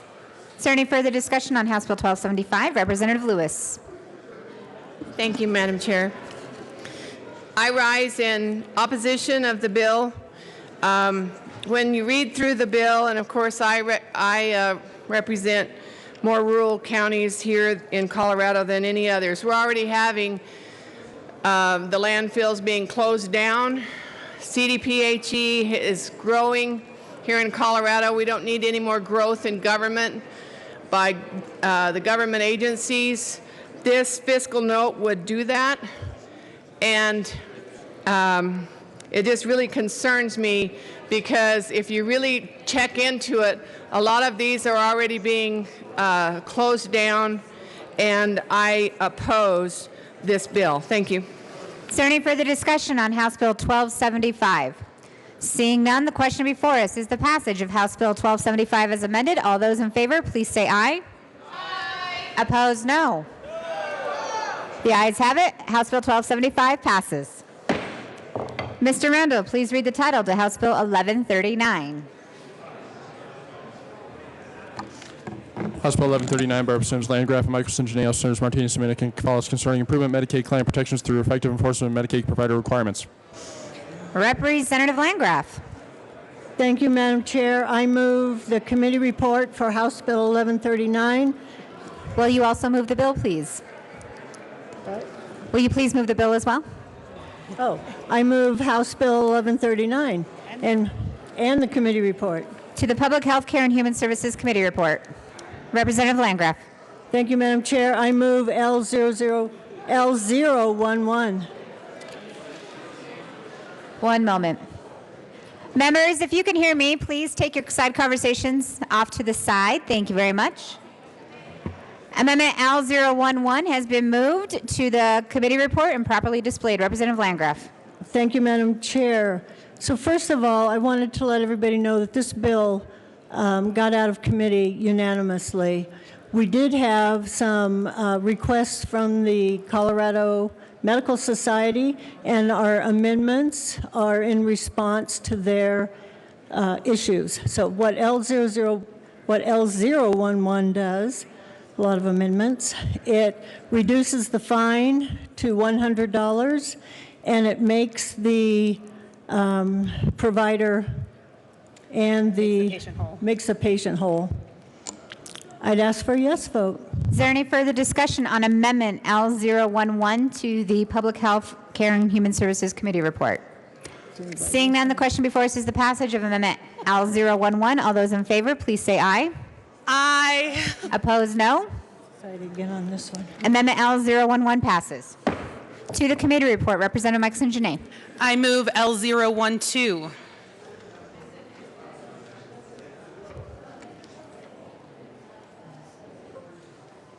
Amendment L012 has been moved and is properly displayed. Representative Mikeson Janay. Thank you, Madam Chair. L012 is from the dentists who, there are very, very rare instances, but there are instances where individuals with Medicaid will misrepresent themselves. In the very rare instance where that does happen, this is a protection for the providers. Is there any further discussion on Amendment L012? Seeing none, the question before us is the passage of Amendment L012 to the committee report. All those in favor, please say aye. Aye. Opposed, no. Amendment L012 passes. To the committee report, Representative Mikeson Janay. We did a significant amount of stakeholder work to the very last minute out in the lobby before we were standing before you today to meet the needs of the many groups that are involved in serving our Medicaid community and making sure that our Medicaid clients felt heard. We would urge a strong support for our committee report and our bill. Is there any further discussion on the Public Health Care and Human Services Committee report? Seeing none, the question before us is the passage of the committee report as amended. All those in favor, please say aye. Aye. Opposed, no. Committee report is passed. To the bill. Representative Landgraf. Thank you, Madam Chair. The bill is actually the committee report because it was a strike below. So what this does, if people are a Medicaid provider, they are not allowed legally to bill their client. And sometimes they do. Sometimes it's a mistake. On occasion, there are people who do it on purpose. So what this entire bill does, it allows the person that does the billing to make that client whole by taking the billing back, not charging them, things like that. If they continue with the amendment, they will get a $100 fine, but first they're given an opportunity to fix that. I would ask for a yes vote. Is there any further discussion on House Bill 1139? Seeing none, the question before us is the passage of House Bill 1139 as amended. All those in favor, please say aye. Aye. Opposed, no. House Bill 1139 passes. Congratulations. High five. Madam Majority Leader. Thank you, Madam Chair. Let's see. I move that the House rise and report. You have heard the motion. Seeing no objection, the committee will rise and report.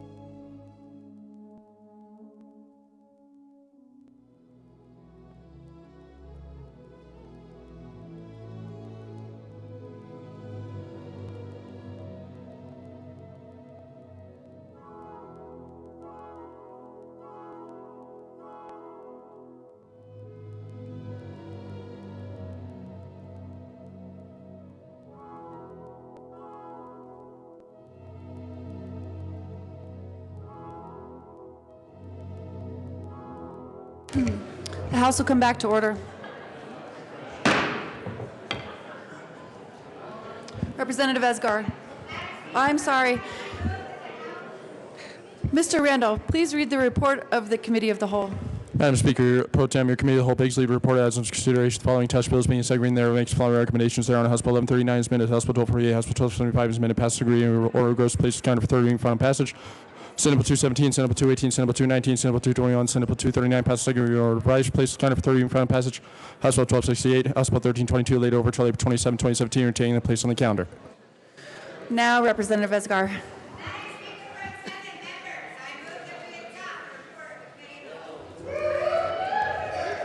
Members, you've heard the motion and there are no amendments. The question before the House is the adoption of the report of the Committee of the Whole. Mr. Randall, please open the machine and members proceed to vote.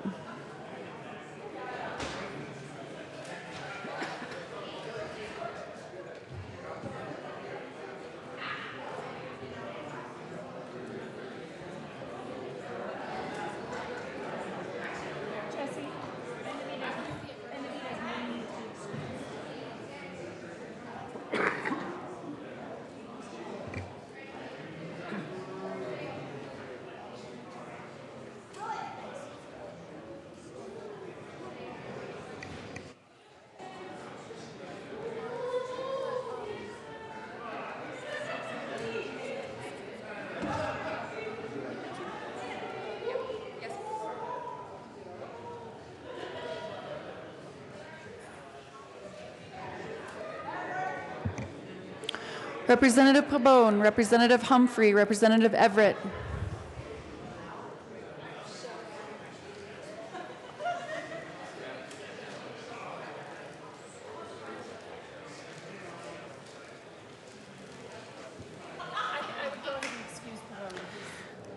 Excuse Representative Pabon.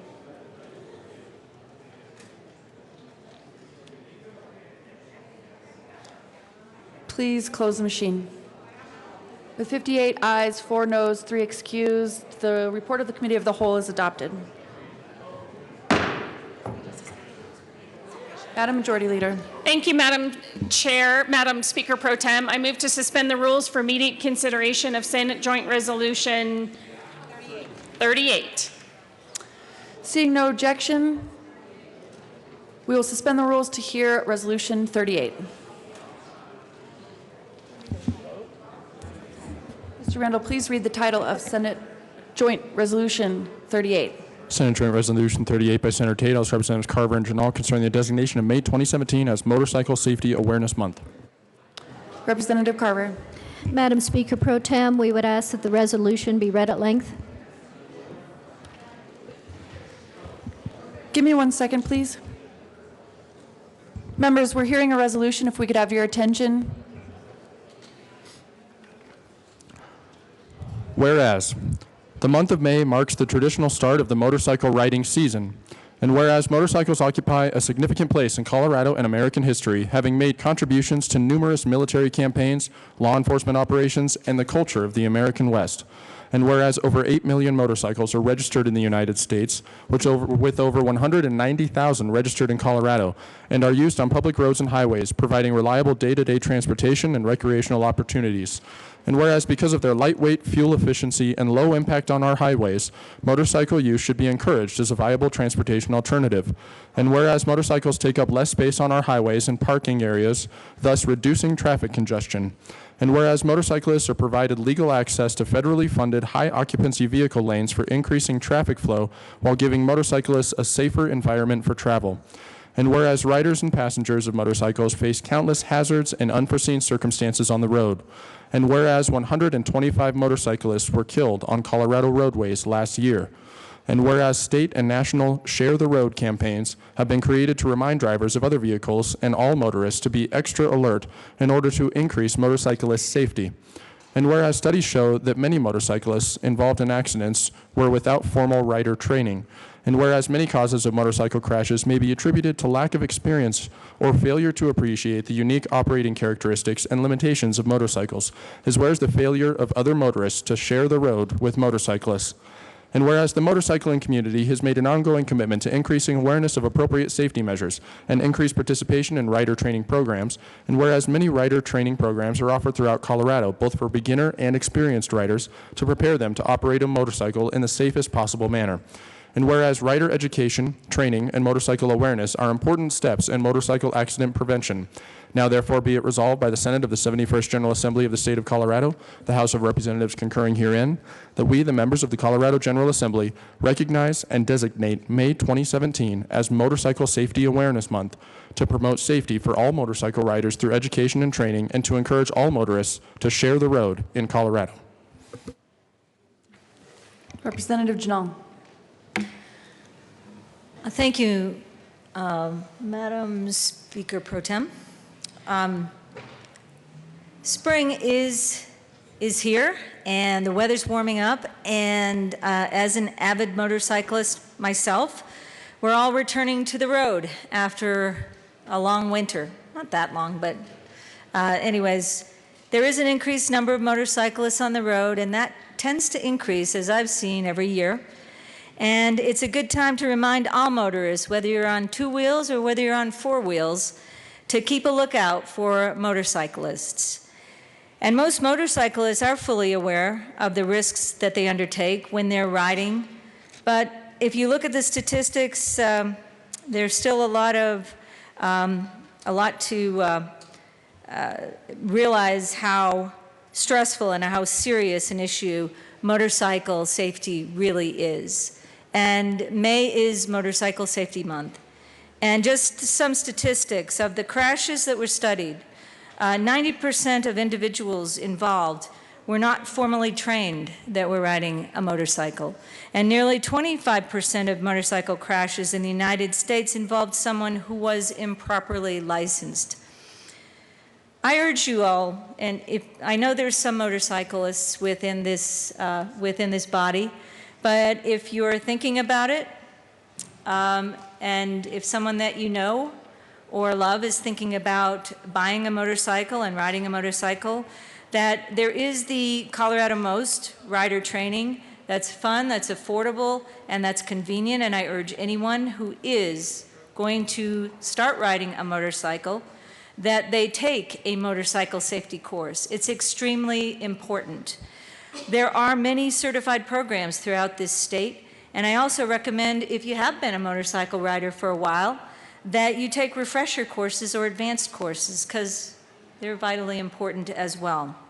And that's why May is recognized as National Motorcycle Safety Awareness Month, a time for drivers to be reminded to share the road with motorcyclists and riders, and to be reminded to make themselves more visible to others. And so I rise in support and hope you will too for this Senate joint resolution. Representative Carver. Thank you, Madam Speaker Pro Tem.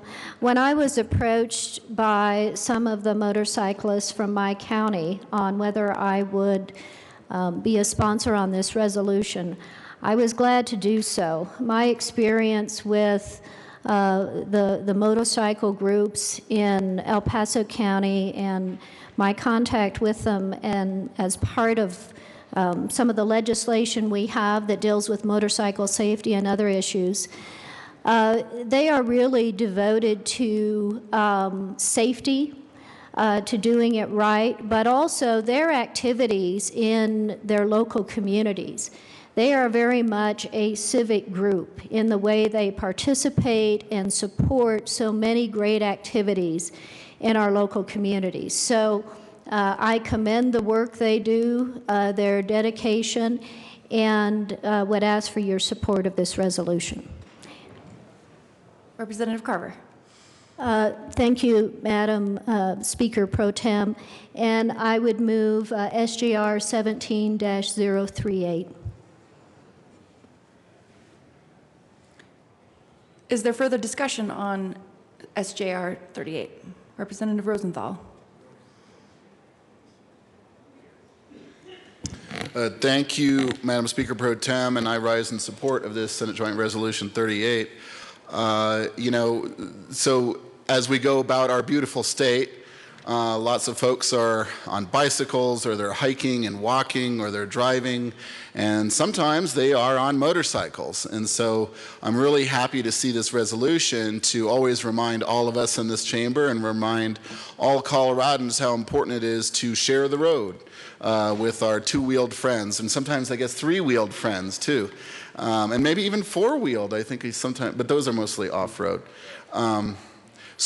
But you know, I think for me this is a little personal. I have a nephew in Minnesota who was riding his motorcycle with his girlfriend, and he was in an accident and he was injured, and so he's going to be dealing with that accident for some time. Unfortunately, she was wearing a helmet and he was not, and which I believe everybody should wear a helmet, I think, for safety reasons.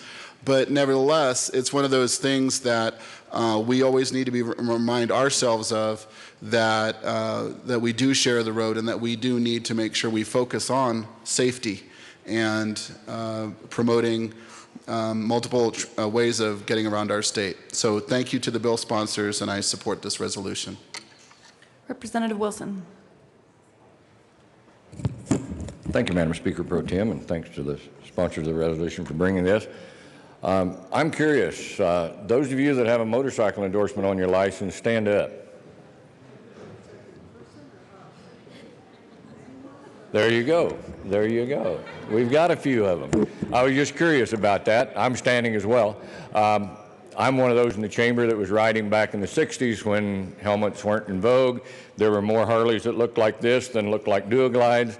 And I'm also one of those rare birds in here that had to lay one over to keep from getting hit by a car who didn't see us coming. So thanks for the resolution. Representative Willett. Thank you, Madam Speaker Pro Tem. I, of course, rise in support of this and thank the sponsors.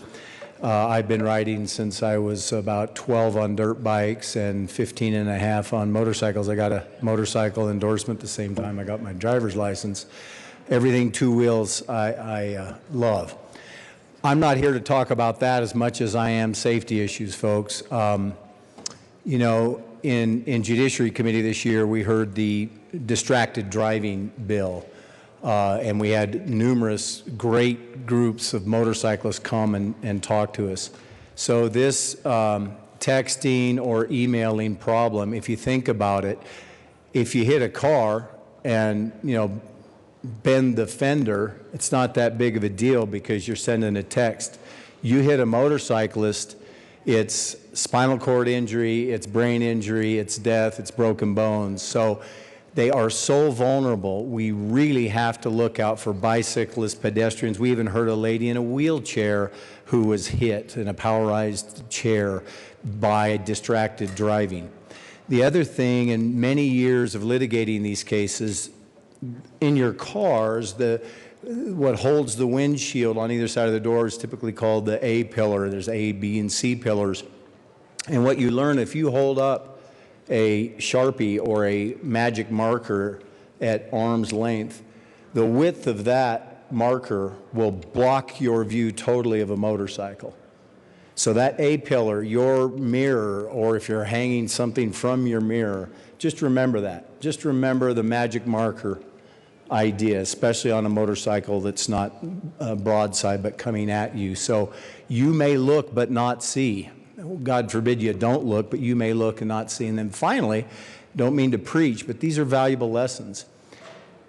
The accident reconstructionists and psychological experts, human factors experts who've studied this, say the brain kind of works like a computer. It's binary. It's a yes or no, or a zero or a slash, however you want to think of it. Your brain looks up and it's asking the question when you're a little bit distracted, is there a car coming? Binary question. Answer no. No car. You pull out, guess what? There was a motorcycle. And oftentimes the testimony is incredible. The motorcycle was in plain view. Even passengers will say, look out, there's a motorcycle. And the person looks right at the motorcyclist and pulls out. It's because of that binary thing. So please check your binary, check your magic marker thing, and let's all be safe out there. Thank you. Representative Wist. Thank you, Madam Speaker Pro Tem. And with my apologies to the Judiciary Committee, I wanted to share a story with you. I was working in my office one afternoon. It was the summer after my middle daughter's junior year in high school. And I got a call from my wife, and she said, Abby's been in an accident. She can't get out of the car. I'll call you back. And I couldn't reach her. And I was terrified. I was finally able to reach her, and I got to the scene of the accident. And tragically, it was an accident involving distracted driving. Abby's car was stopped. There was a motorcycle directly behind her, and a man struck the motorcycle and the back of Abby's car going 45 miles an hour. Fortunately, the motorcyclist lived. She suffered a broken leg, very serious injuries. But it was a good reminder for my daughter, who to this day does not touch her phone in her car. And I thought Representative Willett's reminder to all of us about the high risk of distracted driving, particularly for motorcyclists, is an important reminder. So thank you very much, members. Thank you to the representatives for this resolution. It's a fine way for us to honor our cycling community. Thank you. Representative Lundin. Thank you, Madam Chair. I'll be brief. A couple of the members made comments that drew me into the well. One, I've got a motorcycle endorsement, and two, distracted driving is a problem. But let me put in a plug for riding. When you're riding, you don't have time or capacity to be distracted. It gives you a great opportunity to get on two wheels and get out. And in this time of incredible distractions that we all live with, moving from this to that, to this to that, to focus your life for a few minutes as you roll across this great state and enjoy the beauty of our state in a way that is not distracted. So, in a plug for riding, I'd encourage you all to get out, do it safely, do it legally, but get out on two wheels and enjoy Colorado. Representative Sane. Thank you, Madam Speaker Pro Tem. So just briefly, I've heard comments from people who don't ride and don't understand what motorcycling is about, and they said, gosh, those cyclists are so loud. Well, I got to tell you, loud pipes save lives, because you can hear those cyclists coming. I make sure there's loud pipes in every single one of my bikes to make sure people can hear me coming. But I just want to mention, too, not only are we talking about you being safe on a motorcycle, but I also want to talk about some of the services motorcyclists offer. And every time I've seen the honor flight come down I-25, there's always an honor guard of motorcyclists there. And every time I've ever done any kind of bike ride, and that's two-wheel, the motorcyclists are there to offer SAG support. So not only are they about safety, but this resolution does serve to remind us, too, that if you're going to get out on the bike, do please take a course. ABATE has some fantastic courses. It's worth it because sometimes the unexpected happens. You need to be prepared, and you're going to fall to the level of your training when it happens. So thank you so much for bringing this resolution. The motion before us is the adoption of Senate Joint Resolution 38. All those in favor say aye. Aye. All those opposed say no. Senate Joint Resolution 38 is adopted. Representative Janal.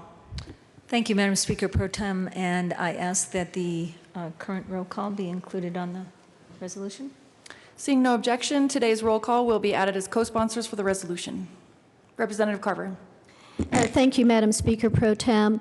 And members, if you would help us welcome and thank the members of ABATE and those that are up in the gallery. I don't know if there were other motorcyclists other than ABATE, but they do a great job.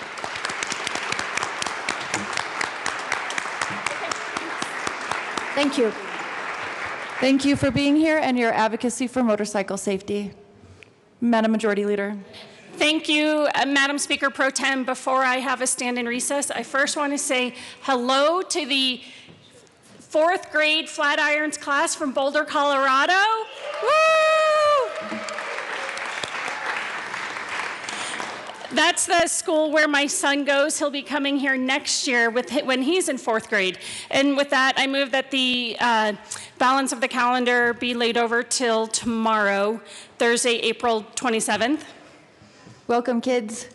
And the balance of the calendar will be laid over at the majority leader's request. Madam Majority Leader. Thank you, Madam Speaker Pro Tem. I move that the committee stand in recess till 1:30 today. Seeing no objection, the House will stand in recess until 1:30 today.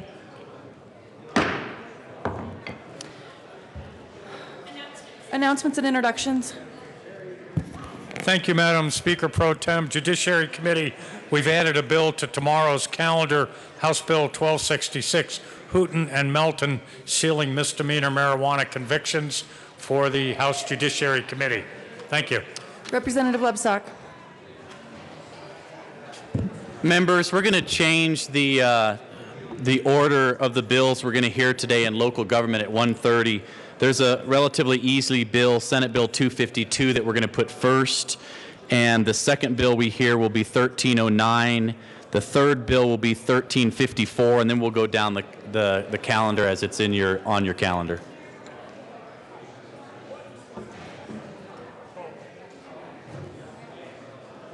Representative Foote. Thank you, Madam Speaker Pro Tem. We have two announcements for State Affairs this afternoon. The first one is that we are going to be in room 271 this afternoon for State Affairs starting at 1:30 or maybe later, depending on how long the upon adjournment committees go. And then also we have a switch in the bill order. We are going to hear, these first two are the same, 1254 first, 1327 is second. And then we're going to hear Senate Bill 204, Senate Bill 2, followed finally by Senate Bill 116. And that's again in room 271 this afternoon. Representative Pedersen.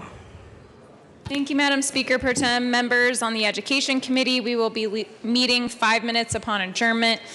And once again, we are laying over 1344 and we are hearing 272, but before that, we will be hearing 1359 introduced today.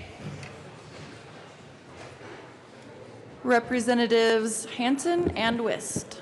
Thank you, Madam Speaker Pro Tem. Wanted to make a quick announcement about breakfast tomorrow morning. The Representative Wist and myself will be hosting the Colorado Investment Services Coalition, and would love to have you join us in the Old Supreme Court chambers at 7:30. See you in the morning. Representative Buck?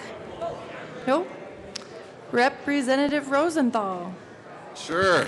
And for another breakfast alternative, you can have a Finnish breakfast, since the Finnish ambassador will be here tomorrow, 7:30 till 9. Just stop by, say hello to her on the first floor, West Foyer, and you can say hello to her and chat a little bit about maybe your Finnish ancestry. Who knew?